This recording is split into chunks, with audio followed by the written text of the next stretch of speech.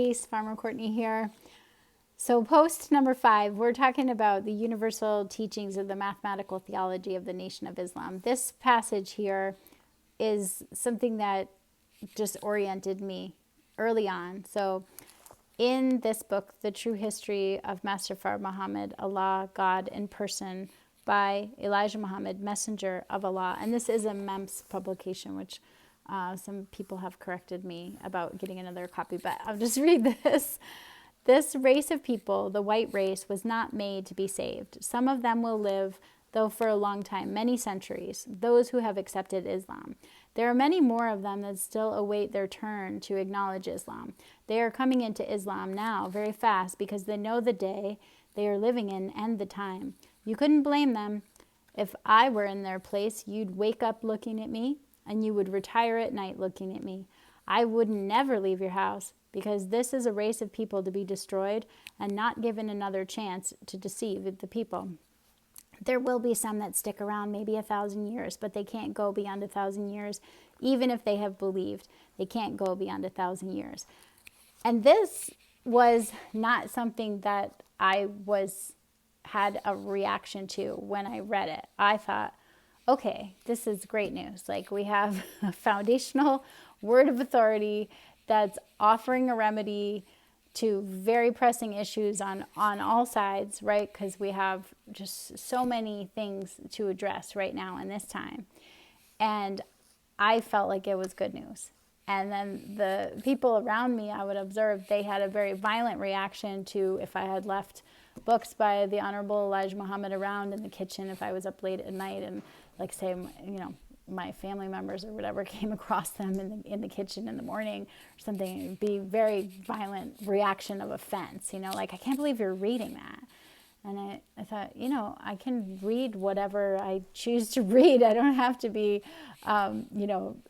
watched over as far as what I read. But now when I think about, natural remedies and pharmaceuticals, it actually reminds me of a prescription, right? You don't just take a prescription that you don't need.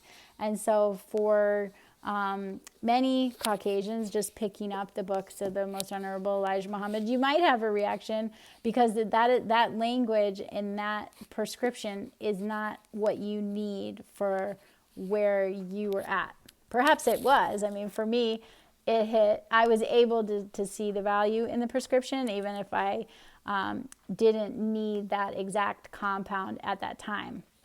What I needed to know was that there was some reason for all the things that were going on, right? So even in my small, limited scope of understanding, I was always dealing with the toxic drug profiteers, right? The aggressive stance of how babies are born. That was like a big issue for me. The educational system and the food system, the food, just everything, and then how that affects like all aspects of American life. And so even though I thought like, well, that's a paragraph, right? But it was just authoritative, right? What a great answer. Just something clear.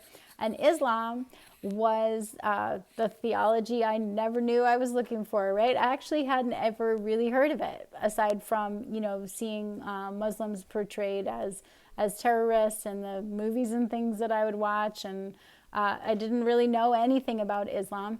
And then we live, near Cornell University, and I would sell clothes at the farmer's market before we sold food, because you have to build up a garden plot and a small farm acreage over years. You don't usually just get a piece of land that hasn't been worked and then in 4 months like have a beautiful harvest. So in the time that we settled here and then had produce at the farmer's market, there was a time where I had my own membership and I was selling clothes, and then we switched it to be a farm, and then I stopped selling clothes because I had 2 children and it was just too much to keep up with. But I remember one time having this family that was interested. The woman was asking me questions and complimenting me on, the design and the stitching and everything. And they seemed to have this great vibe with me. They were a Black Muslim family. They were in town visiting Cornell. And so then I got my nerve up to ask them about the Nation of Islam, and then their whole demeanor changed, and the, especially the husband was very authoritative right back to me and said, leave that alone. You want to study traditional Islam, like that's not Islam. They're not, they're not Muslims. Like, just leave that alone and go with traditional Islam.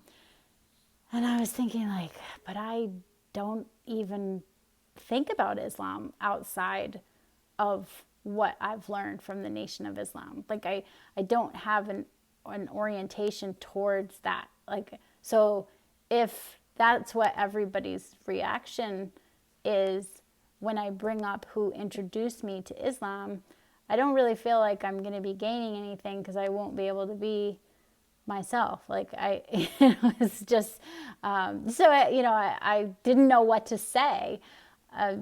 Honestly, I felt like, was I being offensive? Like, should I not have even said that? And they didn't wind up buying anything after that point, which was fine, because that happens a lot. It might not have been the right size or fit or whatever, but I just thought, like, here we are with the Africana Center at Cornell. They have all of the Most Honorable Elijah Muhammad's hardcover books on the shelf in their library.